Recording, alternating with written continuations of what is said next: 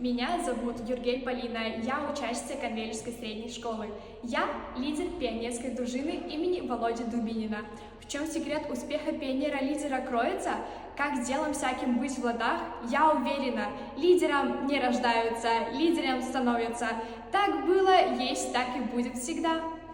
Лидер должен проявлять инициативу во всем и везде, в коллективе быть напористым, ответственным в учебе и труде, не держать свои классные идеи в узде, ими заряжать других и вести к победе. У меня много идей, мои идеи поддерживают пионеры нашей школы.